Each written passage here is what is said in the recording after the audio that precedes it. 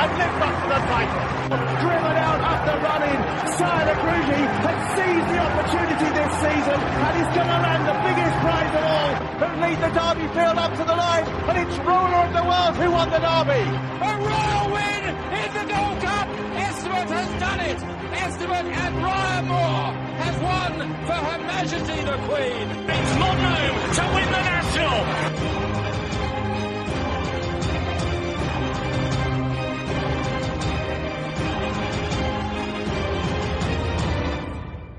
You're listening to Picks from the Paddock podcast.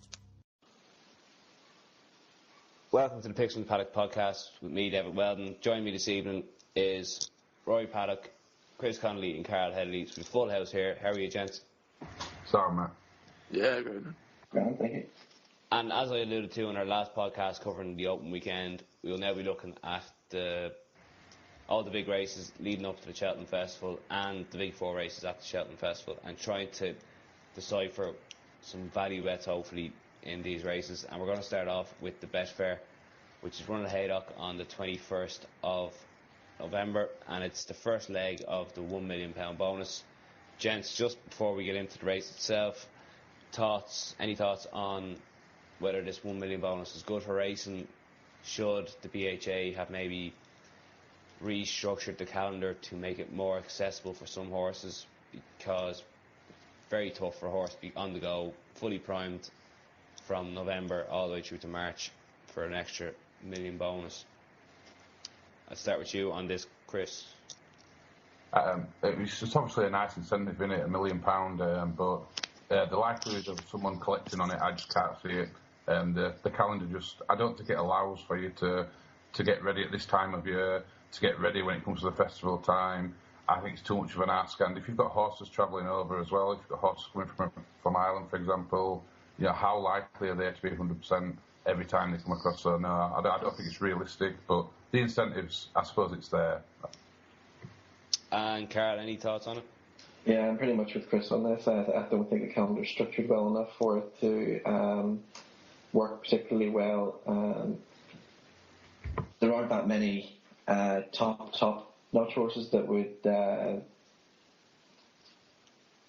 Lovely. go for it. Lovely. And Rory, your thoughts on that, and also can you decipher the race for us a bit, please? Yeah, I mean, it's nice to have these sort of incentives and things to go for, but I think the most likely horses that will even come close to trying to be able to do that feat will be from big, massive operations, the likes of Mullins, Nichols, etc. And I think they're too shrewd in terms of training. I think, although £1 million obviously nothing to be sniffed at, that's not a massive incentive for them.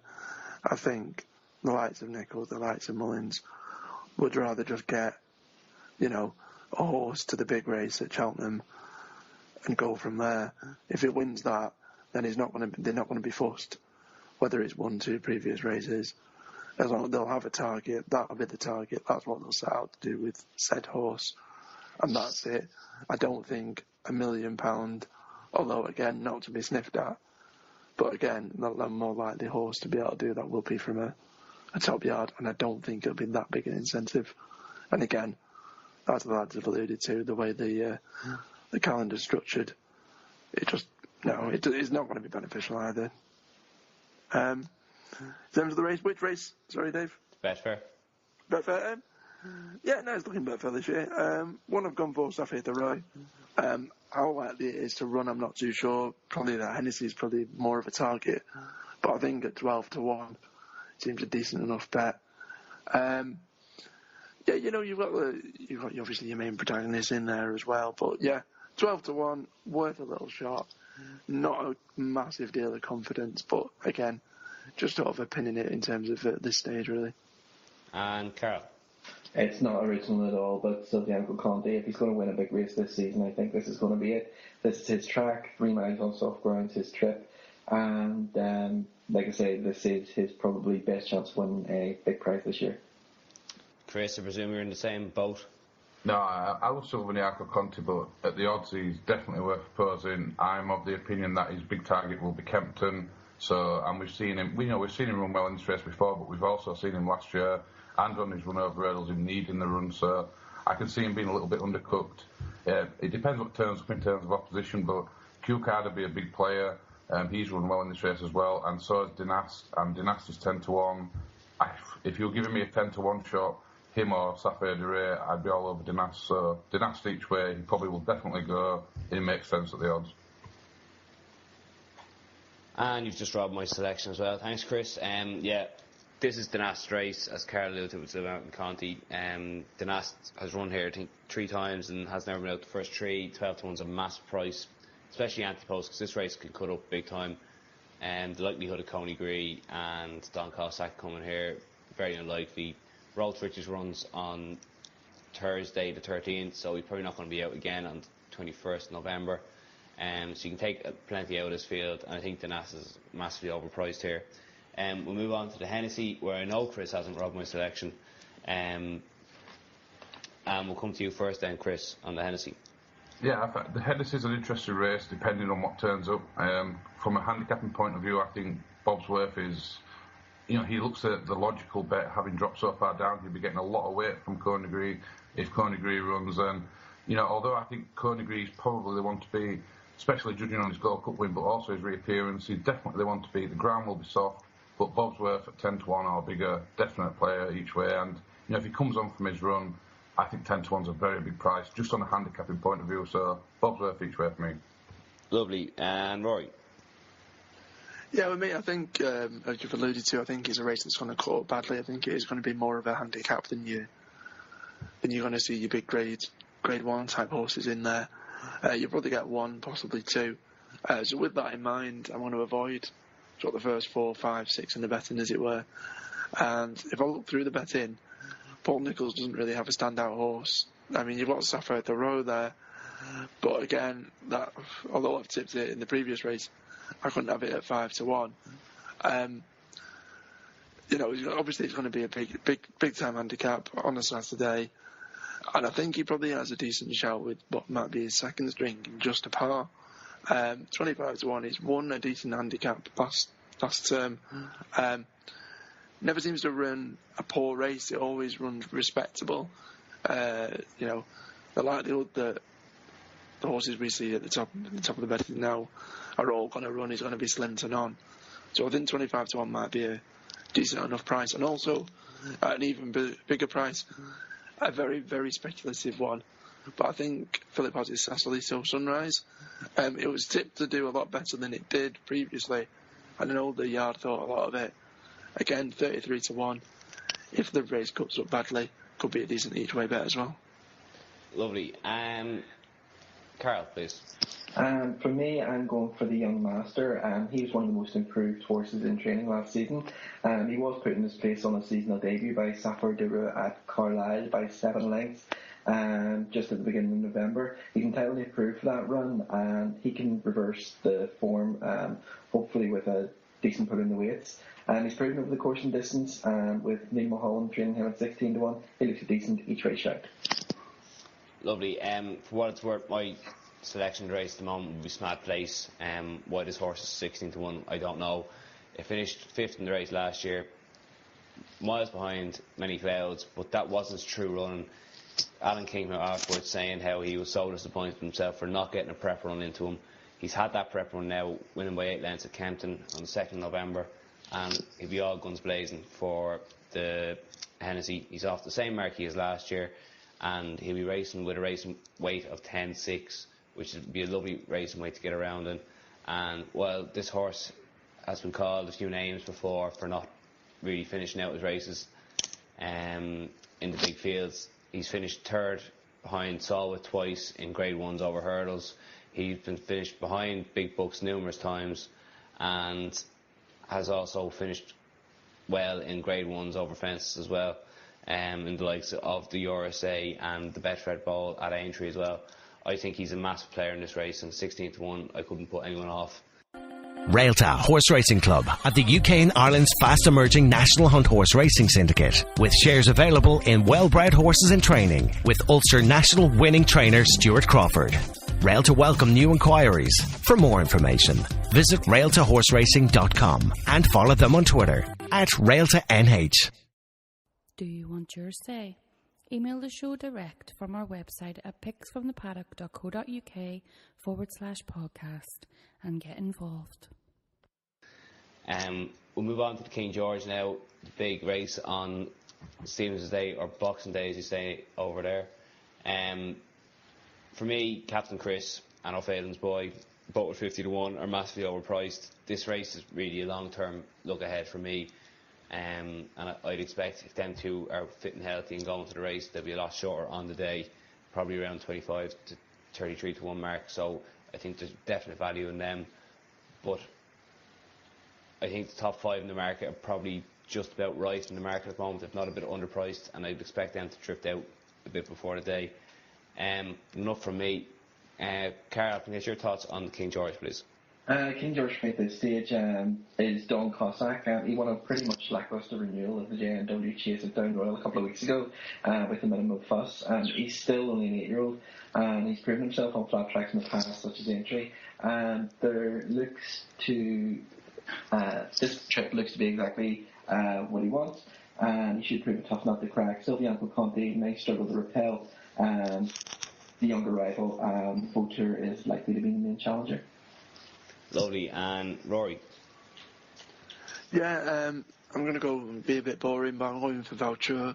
It's not a horse that I'd probably follow all the way to the Gold Cup, but I think if it's aimed at the King George, and he'll probably have a prep run between now and then, I think, yeah, I know it's short enough. I think best price 11 to 4, but I think that's probably reflective of its chances. Courtney Gree obviously doesn't go. Question marks I'd probably have over Silvianco Conti in terms of how much it still has left.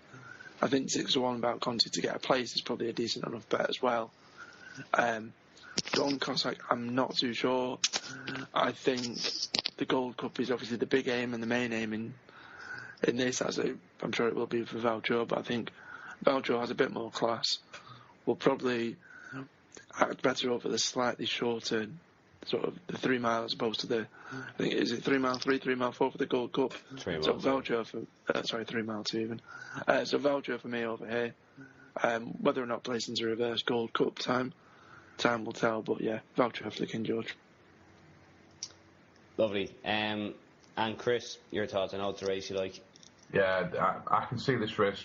I can see a massive outsider coming in this, to be fair. Vautour is a very, very nice horse. Don Cossack on a flat track, probably on what we know, Don Cossack and Silvianco Conti will be the ones that stand out to me. I really like Vautour, but he has to prove it in this sort of level, and 5 to 2 is too short in my opinion.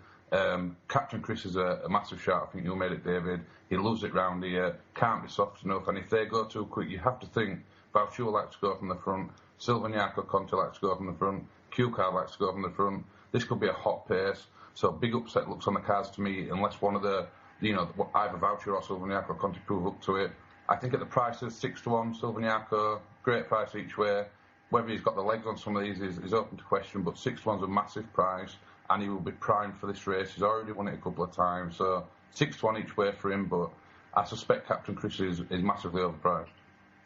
Lovely. That's really it for the big races prior to Christmas. We'll be back later on in the year when we'll look at the races like the Lexus and also the other races after Christmas leading up to the festival. But they're your main protagonists. And lads, just before we move on to Cheltenham, I wanted to get a handicapper to follow for everyone, all our listeners out there. So Carl, what's your handicapper to follow? My handicapper to follow, I thought it struck gold last Saturday whenever I took Royal Palladium in the Badger's chase, but I'm going to stick with him. Desperately unlucky not to win that race, being beaten only half a length by Dropout Joe. The front 2 puts him 12 lengths clear of the remainder of the field, suggesting the point well worth following. That was his first run of the year. He's likely in approved for it. If he's kept a soft ground down the 3 miles, he could run up maybe a mini sequence for Venetia Williams. Lovely. And Chris, your handicapper to follow, please. Yeah, I mentioned an handicapper earlier for the Paddy Power Gold Cup in another podcast. I really like Generous Ransom. I think he's on a very workable mark. I think he'll be placed to perfection by the Giffords, and I think he'll pick up some nice pots. Just to be cheeky, I really like a novice called Volnada Tai also for for Nicky Henderson. It'll be very interesting to see what route they go with him. He ought to go chasing, and he's an ideal type to go chasing. Very cheeky indeed. Rory, your handicapper to follow. Yeah, obviously it's a horse I've been banging on about quite a bit. Cad de Burley from Paul Nicholls' yard. We've put it in ours. It's a horse of many in our so many to follow for the jump season. But yeah, it's one I'm really strong on. I'm really gutted that it's not gone for one of the big handicaps pre-Christmas. It was entered in all of them, but it's not. It's now sadly all been withdrawn. So I'm not too sure in terms of a target. But I can see it going in some sort of, perhaps not necessarily a big meeting, but I could see it going in, say, a big chase handicap, Saturday racing type thing. That's definitely one for me. Also, just a slight little mention as well. Single Creek, the 5th of December, Dodging Bullet's best price, 6-1. I think that's a ridiculous price because I don't think End of So goes. 6-1, Dodging Bullets, Tingle Creek, each way bet.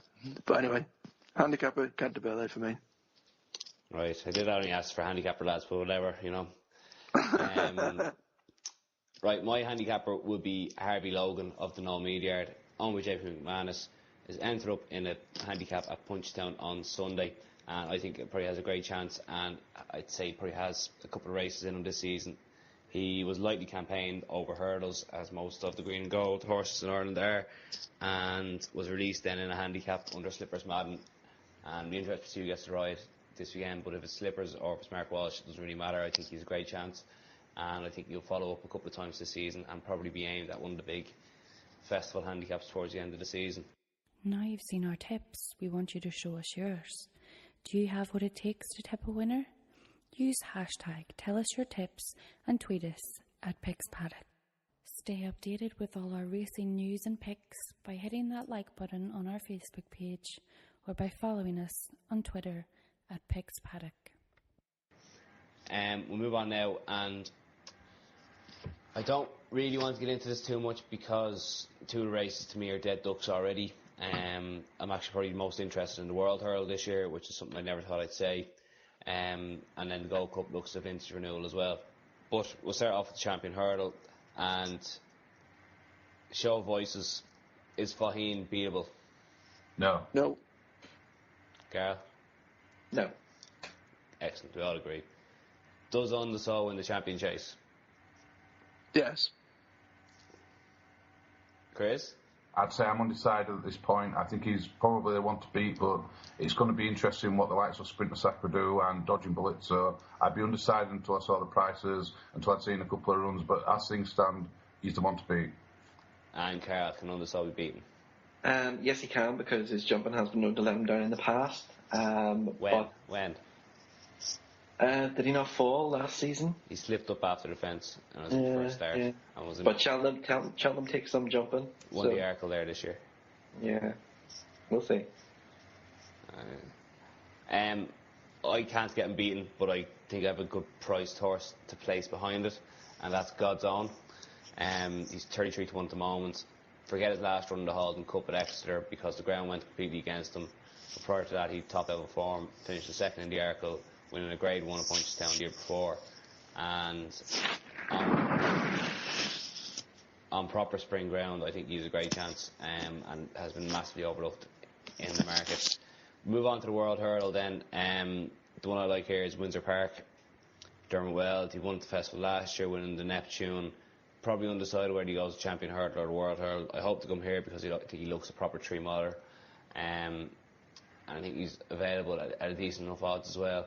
And if the ground went soft, I'd probably be interested in Martel Tower, who won the Albert Bartlett last year in bog-like conditions. Rory, have you any thoughts on the World Hurl at this stage? Yeah, I'm all over Opetition. It's a bit of a step up in terms of how I thought the horse would be campaigned this season, but I can see why Nicholls goes with it. I was really impressed with the horse last year. I think 10-1's a decent enough price. It's probably fair. I think Annie Power's price is probably generous at 7-1. She's not going. They've already said. In that case, Opetition 10-1's a ridiculous price. Lump on now. Get on. Just, throw money at it. Lovely. Chris? This is a shocking race in my opinion. Antepost is priced up as favourite, won't be going. Windsor Park's got plenty enough to prove in my opinion. Cole Harden was last year's winner, 10-1, should be favourite. Just based on his victory last year, should be favourite, right with them from the front. More of that would be very, very interesting if he ever rediscovered his form. He's around 12-1 now. If they could get him straight... He's gone novice chasing. He's gone novice. Well, that's another one out of the equation then. So, Antepost too, I like him, good horse. But Cole Harden at the prices, he's almost guaranteed to be going. 10-1's too big. Lovely. And Carl? In complete agreement with Krista regarding Cole Harden. I think being the defending champion, he's the one to beat. And if one is to give him a run for his money, it'll be Nicky Henderson's Whisper. Lovely. Yeah, I think Whisper has a great chance as well. And finally then, before we go, the Gold Cup, we already kind of touched on it a bit with the Betfair and the King George, but for me, it's the only race that Don Cossack is valuing at about 7-1. I think he's overbet in the other races based on what he's done, and the reason for that, he has to prove his form around Cheltenham. He fell in the RSA 2 years ago and was ran over the wrong trip in the Ryanair, and that leaves me with enough to play on him at 7-1 at a much bigger price. It'd be interesting to see if the Tuttle Tank showed up here. Apparently he's filled out brilliantly over the summer, and while he has a lot to prove and a lot to find, he is probably most unexposed nowadays and could step up, and he's about 40-1 at the moment, which looks a bit big just as a kind of small each way play to nothing really. Rory, I think you're sweet enough on Don Cossack as well, are you? Yeah, I'll be honest, it's not a horse that I've religiously followed like yourself, but I think I'm not as convinced about the King George with Don, but I think the Gold Cup's probably a race that's made for him. I think he's been just unfortunate in terms of the races he's raced, the outcomes he's had at Cheltenham previously. I don't think, obviously that falling's no great positive, but I just think there's been excuses and valid excuses. I think as well, Holywell, who ran a nice race last season in the Gold Cup. I laughed at everyone who suggested that as a Gold Cup horse last year, but he ran a nice enough race, and I think best price, 28s, 33s. I think that's decent enough. But yeah, of the main protagonists, if Gunnery was to go in again, then I'd have to eat my words once more. Again, didn't think it had a chance in last season's Gold Cup, but yeah, this year probably seems a much more classier race. I like some Voucher, etc. But Don Cossack for me, best price 7-1, decent each way bet. Lovely. And Carl? I have a very shrewd judge who certainly knows the type of horse that is needed for the Gold Cup, and he was very wise to tip Queenagree last year at round about 33-1. He got early doors. Unfortunately, I didn't follow his advice then, but I wish I had it done. The way he jumped around on the seasonal debut at Sandown last week was just impeccable. And I can't see past him again this year. I think he's only going to improve with each start. And he's the one for me. He's been there, he's done it, and he can do it again. Would you not be worried on good to soft ground? He seems to need a bottomless.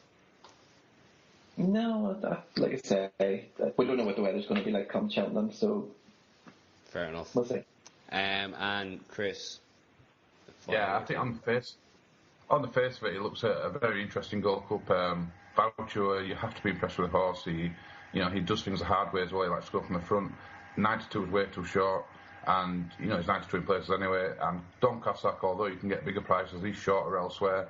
I think his price at the minute, I don't see where the value is in him when you consider his Cheltenham record. If it wasn't at Cheltenham, I'd be all over Don Cossack, but it is Cheltenham. It's not Aintree, it's not a flat track. He has flopped here before. That's the only way I can suggest it. So Queenagree at the odds, he makes the most sense, and although I would want to see him soft, he just makes all the sense. I scoffed at suggestions last year, didn't think he was up to it, but he routed them really last year, and I could see him making most of the running. I can certainly see him being there up the hill.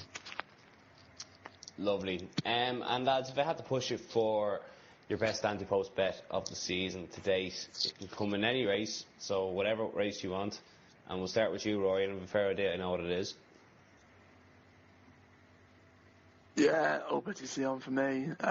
Just replacing the World Hurdle, I think he's going to cut up. Like you've said, I wasn't aware that Annie Power wasn't going, and I was relatively confident Opetition will place. The fact that I now know Annie Power isn't going, then that just makes his chances even greater. 10-1 I think is probably too generous. So yeah, get your money on now. Grand. And Chris? It would have to be Cole Harden in the World Hurdle. He's been there, done it. Very good horse in his day. He's had I think he had a breathing up, or he had some sort of operation last year. He turned a much better horse. Obviously, he hacked up at Cheltenham. I think at 10-1, he's massive. He's proven, and he will be the one to beat. I'm telling you now, if that horse runs, it doesn't place. Controversy on the podcast, huh?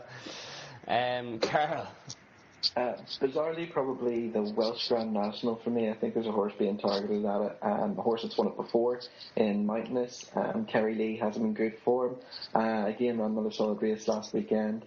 Probably would be aimed straight back there at Chepstow on Boxing Day. So I would say he'd put in another very good effort.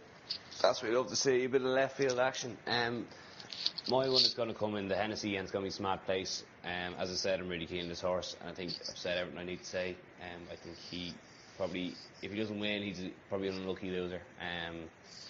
That's how keen I am on him. So that's all of it. I hope it's an enjoyable jump season for everyone, and we'll be back later on in the year with updates on all the big meetings, most likely every Wednesday or Thursday. Hopefully the lads get their act together and don't keep you up till 10 to 2 in the morning anymore. But thanks for listening, and see you soon.